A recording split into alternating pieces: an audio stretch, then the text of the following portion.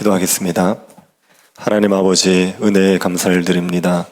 하나님 앞에 선하지 않고 죄와 허물이 많은 저희들을 주의 보혈로 씻으시고 깨끗게 하신 것을 감사드립니다. 성례식을 통하여 우리의 죄사함과 구원의 확신을 더하여 주셔서 감사와 찬양이 넘칠 수 있도록 은혜를 베풀어 주옵소서. 이 새벽에도 주의 말씀을 통하여 성례의 의미를 깨달을 수 있도록 은혜를 더하여 주옵소서. 걸어가신 예수님 이름으로 기도드립니다. 아멘. 찬송가 303장입니다. 찬송가 303장입니다.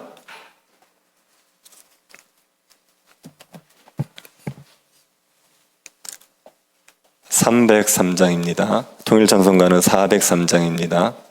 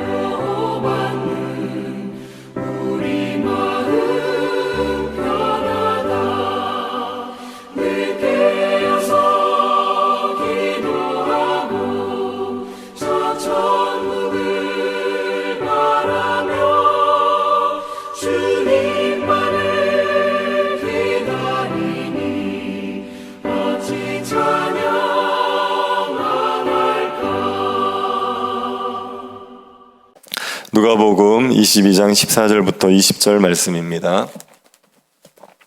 누가복음 22장 14절부터 20절 말씀입니다.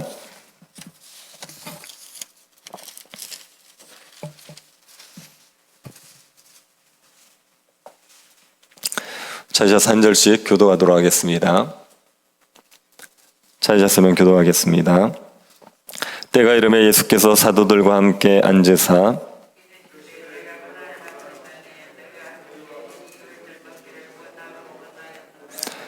내가 너희에게 이르노니 이 유월절이 하나님의 나라에서 이루기까지 다시 먹지 아니하리라 하시고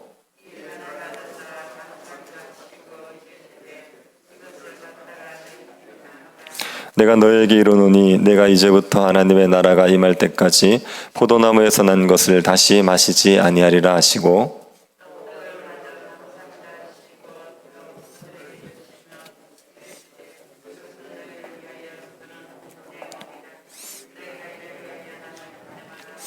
같이 보겠습니다. 저녁 먹은 후에 잔도 그와 같이 하여 이르시되 이 잔은 내 피로 세우는 새 언약이니 곧 너희를 위하여 붓는 것이라. 아멘. 오늘은 성례식을 앞두고 성찬의 의미에 대해서 살펴보도록 하겠습니다. 성찬은 주님이 제정하신 것입니다. 예수님께서 잡히시기 전날 밤에 제정하셨습니다. 이날은 유월절 잔치를 하는 날입니다. 유월절은 이스라엘 사람들이 출애굽을 기념하는 절기입니다. 유월절 잔치 때 이스라엘 사람들은 양을 잡아서 그 고기를 불에 구워 먹습니다. 이때 쓴나물과 누룩을 넣지 않은 무교병을 함께 먹습니다. 예수님께서 이 유월절 식사를 마가의 다락방에서 하셨습니다. 예수님 당시에 유월절 식사를 할 때는 어린 양의 고기와 쓴나물 그리고 무교병과 함께 포도주를 마셨습니다. 예수님께서 이 유월절 식사 중에 성찬 예식을 정하신 겁니다. 누가복음 22장 19절을 보면 떡을 나누면서 이것이 자신의 몸이라고 하셨습니다.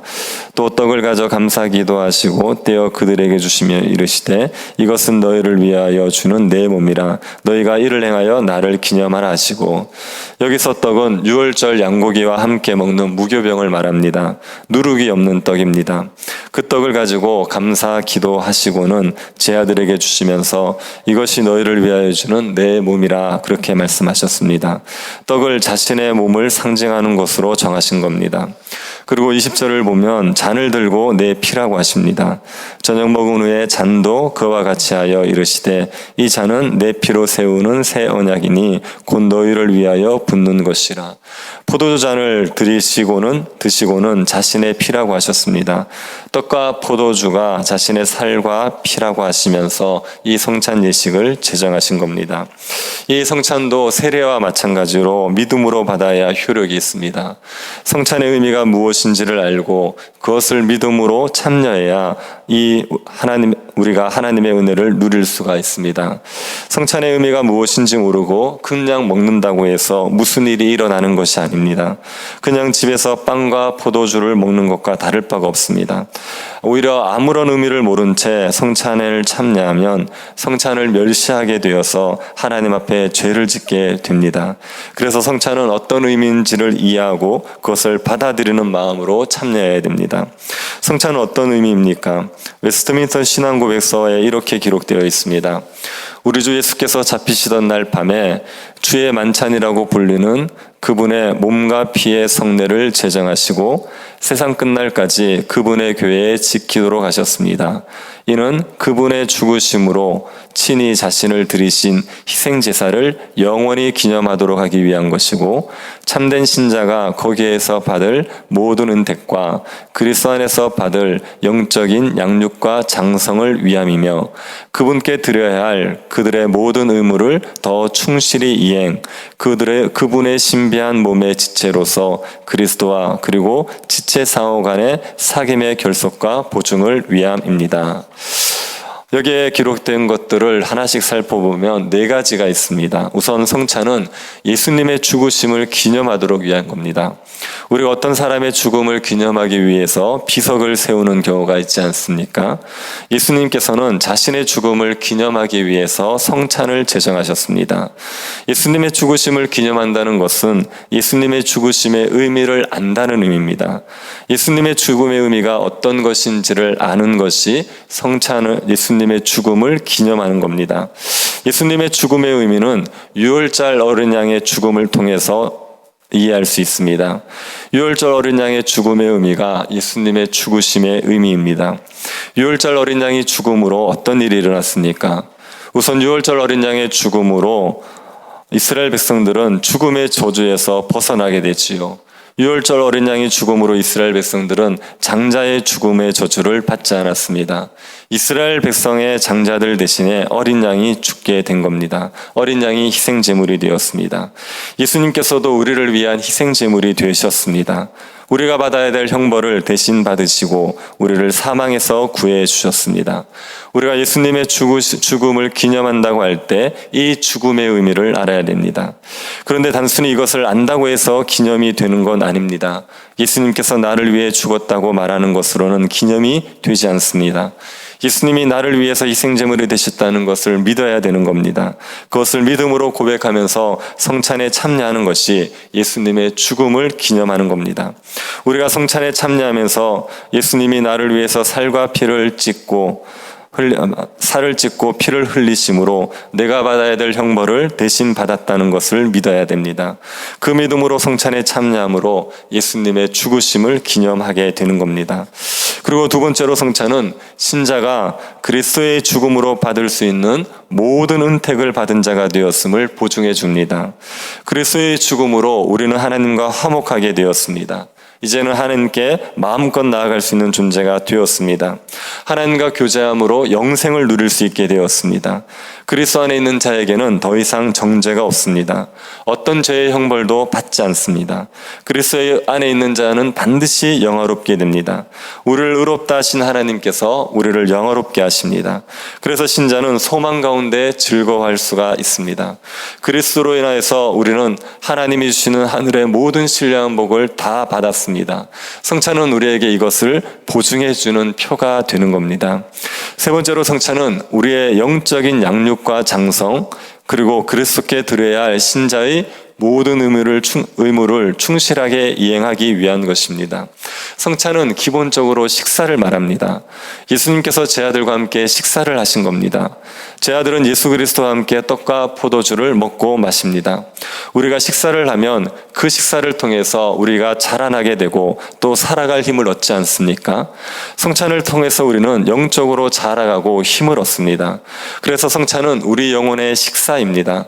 떡과 포도주를 우리의 입으로 먹고 마시면서 우리의 영혼으로도 먹고 마시는 겁니다. 그런데 이 떡과 포도주가 예수 그리스도의 살과 피를 상징한다고 했습니다. 우리가 떡과 포도주를 먹고 마시는 것은 예수님의 살과 피를 먹고 마시는 겁니다. 예수님의 살과 피가 우리 영혼의 양식입니다. 우리의 영혼을 자라게 하고 우리가 신자로서의 모든 의무를 수행할 수 있는 힘과 능력을 줍니다.